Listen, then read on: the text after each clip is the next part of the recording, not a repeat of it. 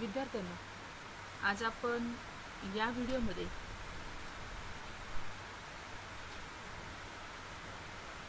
दिलेल्या वाक्यामधील चूक शोधून काढून त्याला सर्कल करणार आहोत आणि करेक्ट सेंटेन्स परत लिहिणार आहोत.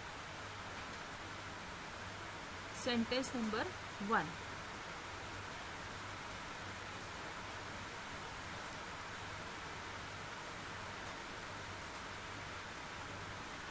But they could not found it.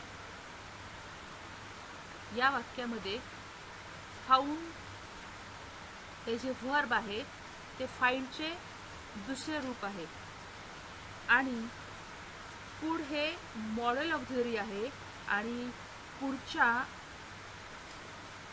नंतर आपण कधीही क्रियापदाचा बेस फॉर्म म्हणजेच मूळ रूप वापरतो, म्हणून या ठिकाणी आपण फाइंड वापरणे योग्य आहे. But they could not find it असं आपलं करेक्ट सेंटेन्स होईल. Sentence number 2. You must write to your friend. या ठिकाणी right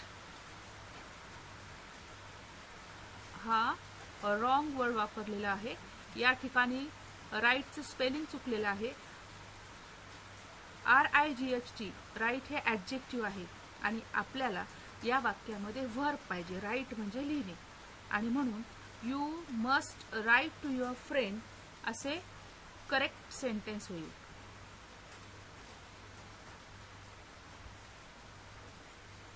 third sentence. At the end of 1 week they have lose all hope. या वाक्यामध्ये लूज हा जो शब्द वापरलेला आहे तो चुकीचा आहे, कारण हे जे वाक्य आहे प्रेझेंट परफेक्ट टेन्स मधलं आहे आणि प्रेझेंट परफेक्ट टेन्स जेव्हा असेल तेव्हा दिलेल्या क्रियापदाचं पास्ट पार्टिसिपल म्हणजे तिसरं रूप वापरतात. लूजचं तिसरं रूप आहे लॉस्ट आणि म्हणून आपण correct sentence at the end of 1 week they have lost all hope असे करायला पाहिजे. Sentence number 4. he would borrowed the rest. या ठिकाणी borrowed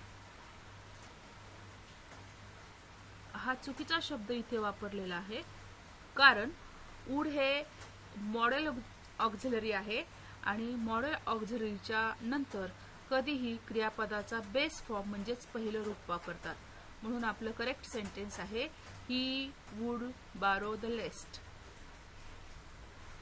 sentence number 5. You should have return it sooner.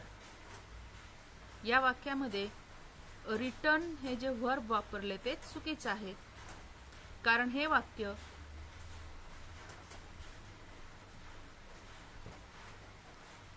Future perfect tense मधलं आहे आणि जेव्हा perfect tense असतो तेव्हा पास्ट पार्टिसिपल म्हणजेच क्रियापदाचं तिसरं रूप लिहितात आणि म्हणून करेक्ट सेंटेन्स आहे you should have return it sooner. Sentence number 6. And this life lasted for 10 years. या ठिकाणी इयर हा शब्द चुकीचा आहे, कारण 10 वर्ष असं दिलेलं आहे आणि म्हणून इथे आपण प्लुरल फॉर्म वापरायला पाहिजे, म्हणजेच करेक्ट सेंटेन्स होईल and this life lasted for 10 years. Sentence number 7. No I am Mathilde लुईसेल.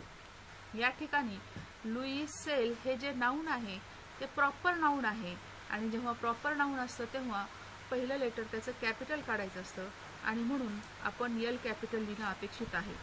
No I am Mathilde Loisel. Sentence number 8. Madam Forestier were स्टन.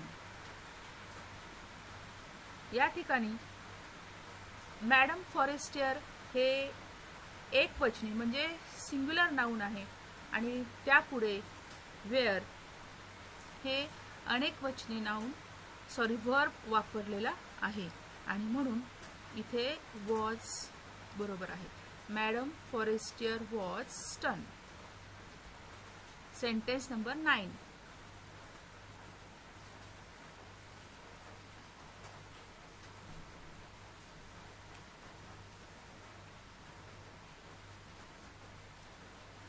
She do her homework every day. या ठिकाणी do हे जे verb आहे ते चुकीचं verb वापरलेलं आहे. डू हे वर्ब प्लुरल आहे आणि सी हा एकवचनी तृतीय पुरुषी कर्ता आहे आणि म्हणून सीच्या पुढे डज हे वर्ब वापरायला पाहिजे. म्हणून आपला आन्सर करेक्ट येईल. She does her homework every day. Sentence number 10. They was playing in the garden. They हा प्लुरल सब्जेक्ट आहे आणि त्यापुढे प्लुरल वर्बच वापरलं पाहिजे आणि म्हणून they were playing in the garden correct sentence आहे. Sentence number 11. He is go to school now. यामध्ये हे जे वाक्य आहे ते प्रेझेंट कंटिन्युअस टेन्स मधलं आहे आणि कंटिन्युअस टेन्स मध्ये क्रियापदाला आयएनजी वापरतात आणि म्हणून करेक्ट सेंटेन्स होईल he is going to school now. Sentence number 12. I have ate my lunch. दिलेलं वाक्य हे प्रेझेंट परफेक्ट टेन्स मधलं आहे आणि प्रेझेंट परफेक्ट टेन्स मध्ये क्रियापदाचं तिसरं रूप वापरतात. या ठिकाणी ईट, एट, इटन हे पास्ट पार्टिसिपल आहे. I have eaten my lunch correct sentence होईल.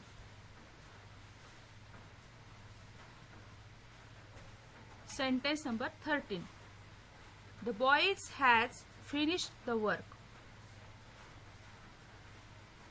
या ठिकाणी हॅज हे क्रियापद चुकीचं आहे कारण बॉयज हे प्लुरल नाउन असल्यामुळे त्याच्यानंतर प्लुरल वर्ब वापरणं अपेक्षित आहे आणि बॉयजच्या पुढे आपण हॅव हे वर्ब घेणं अपेक्षित आहे. The boys have finished the work. Sentence number 14. He didn't went to the market. या ठिकाणी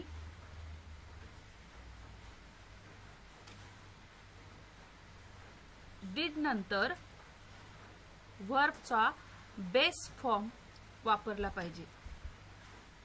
डिड प्लस गो म्हणजे वेंट आणि म्हणून करेक्ट सेंटेन्स होईल he didn't go to the market. Sentence number 15. My sister can sings well. Can नंतर क्रियापदाचा base form म्हणजेच मूळ रूप येतं. इथे सिंग्स यस प्रत्यय लावलेला चुकीचा आहे आणि म्हणून माय सिस्टर कॅन सिंग वेल असं करेक्ट सेंटेन्स होईल. विद्यार्थ्यांनो, आपण या व्हिडिओमध्ये 15 चुकीचे ग्रामर वापरलेले वाक्य पाहिलेले आहेत आणि त्याला करेक्ट करून वाक्य सुद्धा मी तुम्हाला एक्सप्लेन करून सांगितलेले आहेत. बरोबर वाक्य सांगितलेले आहेत. तुम्हाला हा व्हिडिओ कसा वाटला तो तुम्ही कॉमेंटमध्ये नक्की लिहा आणि ग्रामरचा भाग पुढच्या व्हिडिओमध्ये सुद्धा मी सांगणार आहे तो समजून घ्या.